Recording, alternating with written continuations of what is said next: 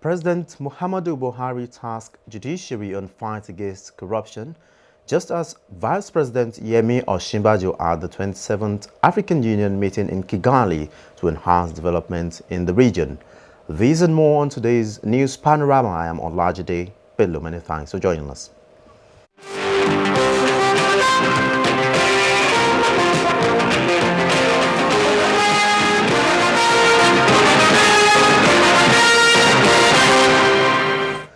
President Muhammadu Buhari has called for an impartial and firm judiciary, reaffirming that fighting corruption remains top on his administration's agenda. The president said these while declaring open the conference on the role of judiciary in the fight against corruption.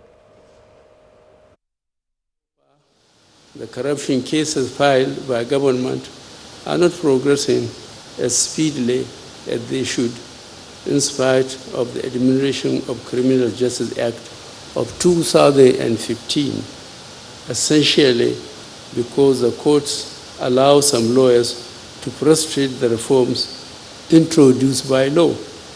This certainly needs to change if we have to make success of our collective effort in the fight against corruption. As we are all aware, I have made the fight against corruption one of the top priorities of this administration in the hope of restoring the economy and build a new Nigeria. President Muhammadu Buhari joined President Barack Obama and other world leaders in vehemently condemning the abortive coup attempt in Turkey by a group of rebel army officers and men, which resulted in the reported death of more than 100 people. Buhari joined U.S. Barack Obama and other world leaders in vehemently condemning the abortive coup attempt in Turkey by a group of rebel army officers and men, which resulted in the reported death of more than 100 people. Reacting to the tragic event in Ankara, Istanbul and other centers, President Buhari said he is deeply saddened by the report of a violent attempt to dismantle constitutional authority and disrupt the democratically elected government of Tayyip Erdogan in Turkey.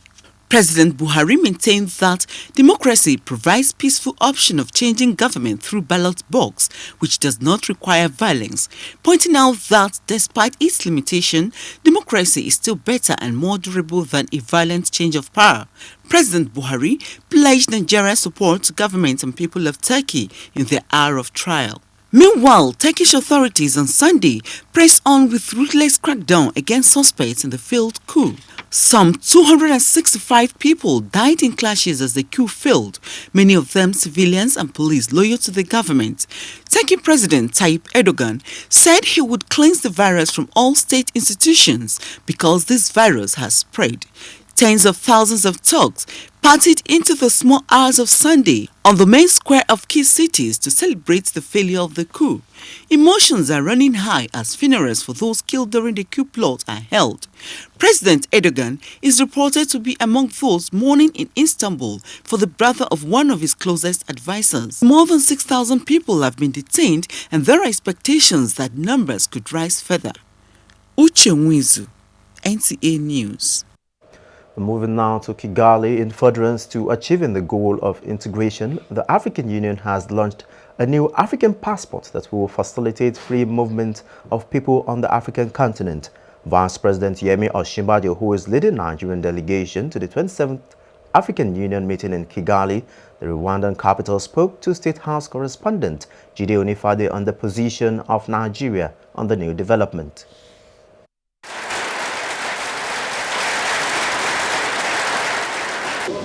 The only way to benefit from our coming together is to be able to provide a common front in commerce, a common front in international politics, but most importantly in commerce. And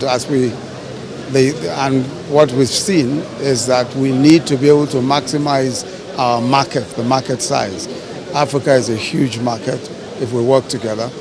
And one of the critical things to do is to find how we can work that whole market together, how we can come together to form that market. And that's really for us, for the Nigerian team, our focus is on how we can make maximum use of the new free trade zone, which has been proposed and which we are working on. So integration is crucial. The full report of the African Union Summit will be brought to you in our subsequent bulletin.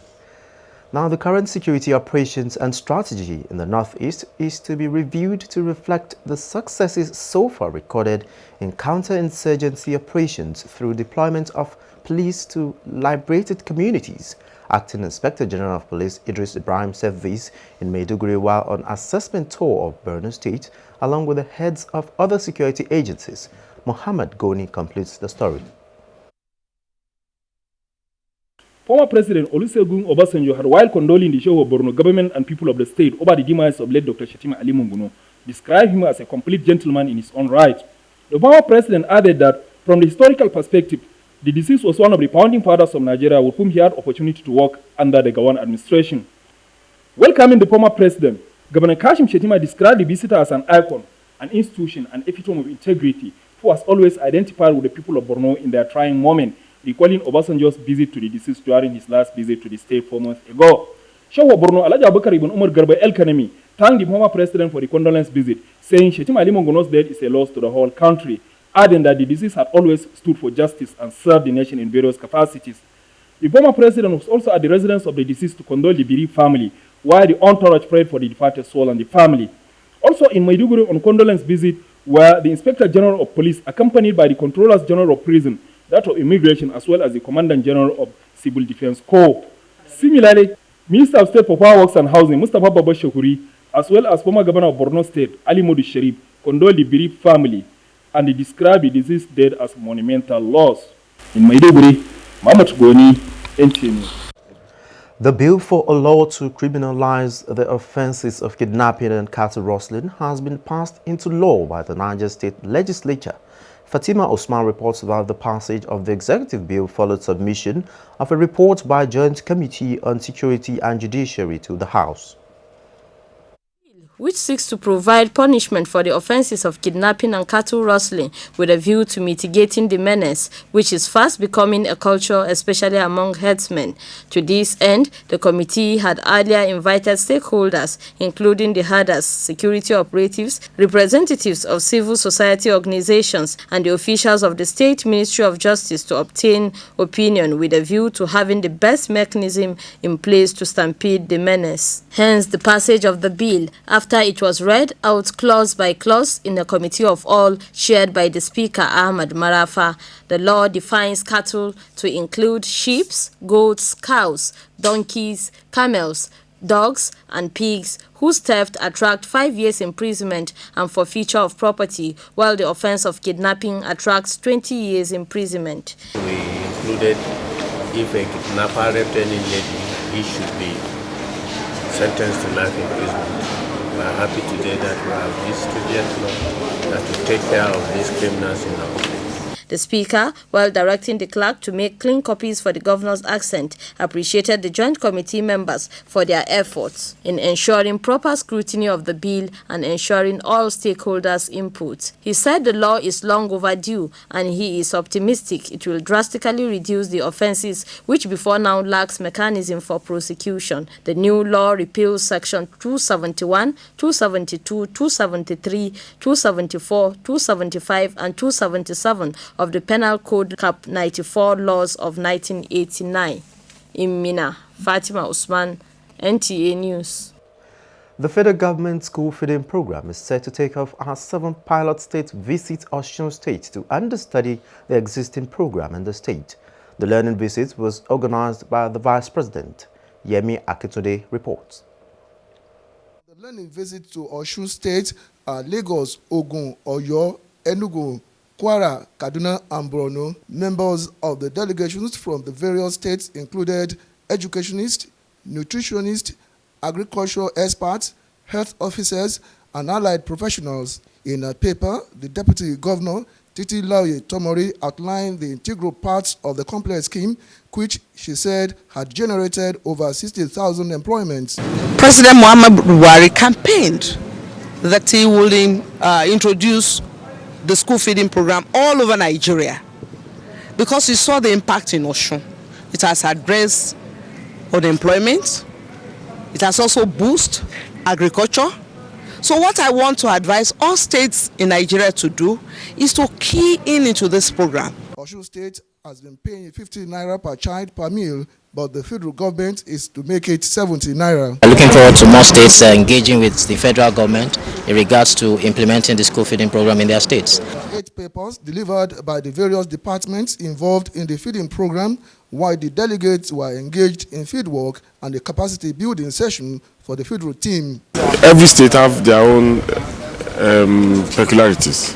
We have taken lessons from here, and when we have our own competitive advantage, we'll go and build on it so that we can improve upon it. But I'm very impressed with the way Osun did their own thing. They centralized it and then distribute it to the vendors. The delegations are expected to domesticate their experience according to the culture and environment of their home states. In Osogbo, Yemi Akitunde, NTA News.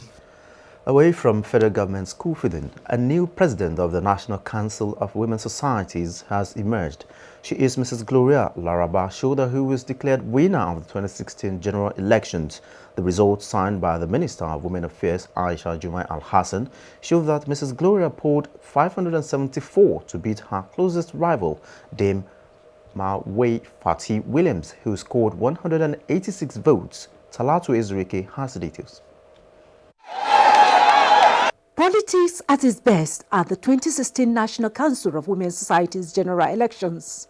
Supervisory body of the council, Minister of Women Affairs, led by the minister, provided needed answers and enabling environment for a free and fair election. The elective positions were based on zoning, for which Southwest was allocated the office of the national president. Mrs. Gloria Laraba Shoda from Ogun State and Dem Mariam Fatai Williams from Lagos battled the race. At the end, Mrs. Gloria Shoda won. Women, it is time for us to gain what our founding mothers have worked for. I think Nigerian women will move ahead. Though some positions like the post of Public Relations Officer, PRO, were unopposed, there were elections for 7 other offices. While the elections ran through the night, it was an opportunity for some Nigerians to make bricks business. Talati Ezerike, NTA News. Women drawn from the 3 senatorial districts of Naija State are benefiting from an empowerment program put together by a non-governmental organization. The empowerment, which is a fallout of the 3rd National Strategic Women Leadership Summit, is in collaboration with the Naija State government. Momso Damian Dati completes the report.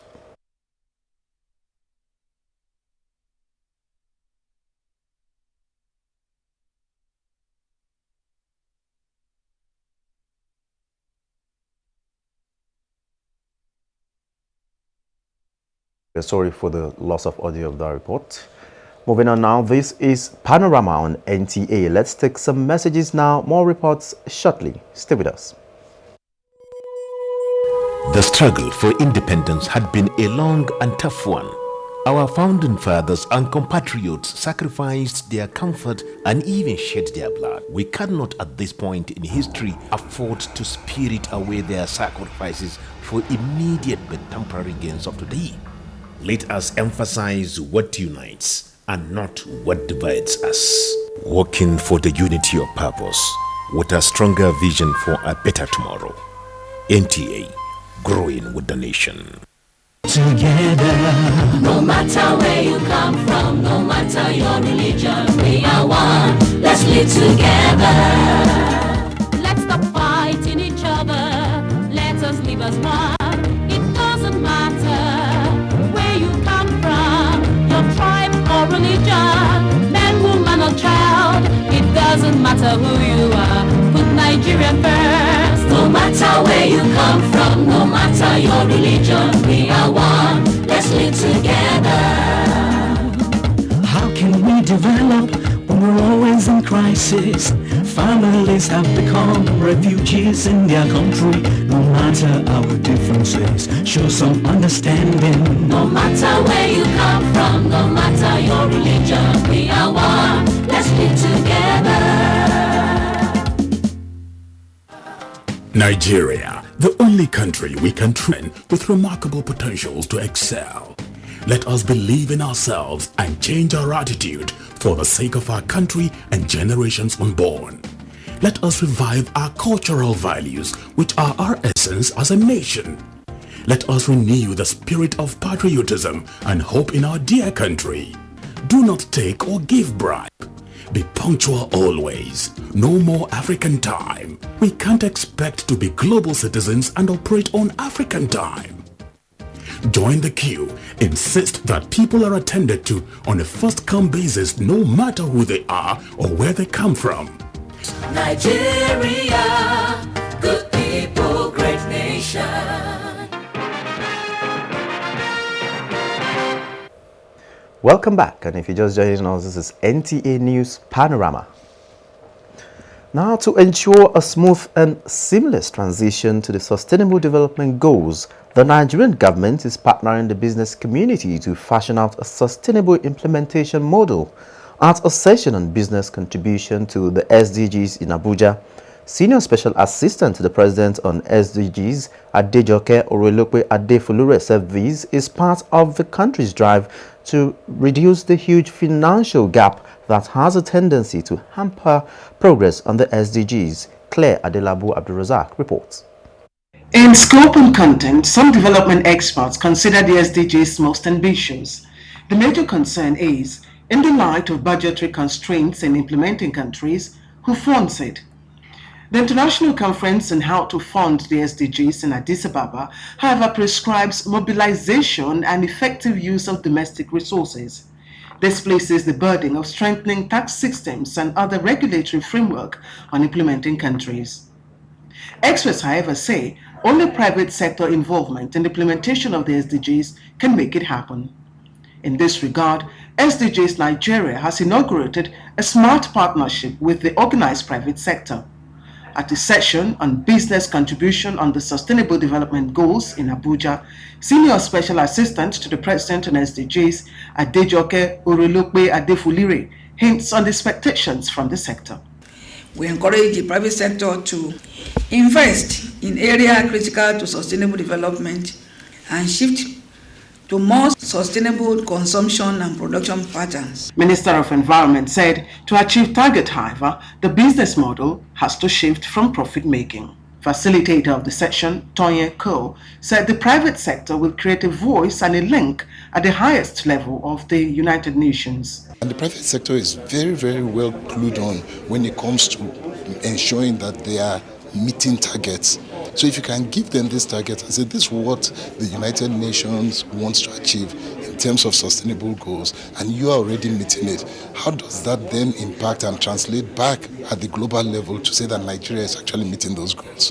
And that's what we're trying to do. The SDGs Fund is a financial aid mechanism created by the United Nations in 2014 to achieve the goals. SDGs Fund Director Paloma Duran says it provides funding for 6 thematic areas, but countries are required to provide matching funds. In Abuja, Claire Adelabu Abdulrazak, NTA News. And on to some health matters, the federal government has restated its commitment to improve maternal health facilities, and manpower are continuously improved so as to get Nigeria delisted from countries with high maternal and infant mortality. The Minister of Health, Professor Isaac Adewale, said this at the formal launching of the Volunteer Obstetrics Scheme in Abuja. Joy Uzo reports. The Volunteer Obstetrics Scheme, initiated in 2012, is a brainchild of Society of Obstetricians and Gynecologists of Nigeria, SOGON.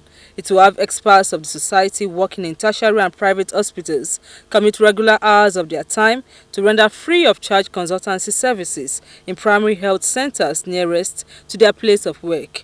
It is aimed at affording rural women and their infants expert medical care. Minister of Health Professor Isaac Adewale lauded their generosity and pledged the federal government's support. As a member of the society, we will make sure it works and that we blaze the trail. Yes, it is the high maternal mortality ratio that informed the decision for this volunteer obstetrician scheme. And the primary goal is to be able to render maternal and child health services in hard-to-reach remote areas. One of the feared challenges, however, is the poor state of some primary health centers in many local government areas, which may hamper the good intention of the volunteers. Within 2016, we'll be making functional about 5,000 primary care centers. Functionality in every aspect. We're also strengthening referrals so that these obstetricians work in the referral facilities, so it's much easier. With the formal launch of the program, all states of the Federation, including the Federal Capital Territory, Abuja, will now benefit as against the few states that benefited when it started in 2012. In Abuja, Joy Uzo, NTA News. Away from health now, the untold hardship experienced by commuters and motorists flying the Calabar-Itu Federal Highway in Cross River State has continued unabated for more than 2 weeks now due to a collapsed portion of the road along the Dopani axis. Consequently, business and social activities between Cross River and other states in the south and southeastern region of the country have been paralyzed. Body Apan reports. Calabar-Itu Federal Highway, constructed during the General Yakubu Gowon's administration, is the only access route linking Cross River State with other eastern states of the country. For the past 2 weeks, vehicular movement along this all-important highway have remained halted, leaving Nigerians using the route with untold hardships. Some motorists who have been stranded there for the past few days speak. Passenger from Calabar will drop here and will turn because there is no route from here to Mpara. Even up to Calabar River, there is no route. And after I pass the bad place, as I drive the corn, my vehicle spoil here. Of this road, our vehicle are damaged. They are fall every day. The money they are giving us to leave the material, the transport, we are not meet up. I will spend the money on the road finish. At the moment, road users coming from Akwa Ibom to Cross River are making use of commercial motorcycle operators who charge them exorbitantly to carry them across the collapsed portion of the road.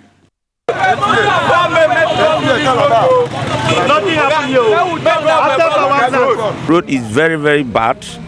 We are having tankers falling and diesels pouring, and it's too much. So I want the federal government to speedy the work so that we can be able to have good road and enjoy it. Barrier. So there is no road for us to cook. That's why we return back. 3 weeks now it has been like this, and people are suffering a lot. I've trekked for over 10 kilometers to see if I can get to Calabar. However, an NDDC official, Elder Okonitu, told NTA News that plans are on the way to provide palliative measures along the bad portions of the route to enhance free movement of vehicles. That is why we are trying to follow the entrance to pick all the depths so that we can know how we can rectify the road and fix the road for masses. A source from the Federal Ministry of Works in Calabar said contract for the construction of Calabar-Itu Road has been awarded to a construction firm. That construction work is scheduled to begin in November this year. In Calabar, Body Akpan, NTA News. Building a happy home and strengthening unity within the family has been identified as a virtue that can aid in achieving sustainable development and desired peace in Nigeria. These were the comments of Pastor Joshua Olujimi of the Redeemed Christian Church of God, RCCG FCT Province 8 Duse Alaji, Abuja, at a service to mark the Redeemer's Men's Fellowship. Anne Jibonu reports.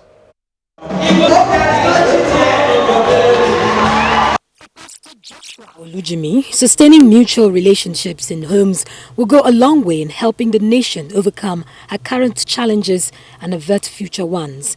The clergy also said broken homes are rampant across the world today, and it has been identified as one main hindrance to achieving global peace.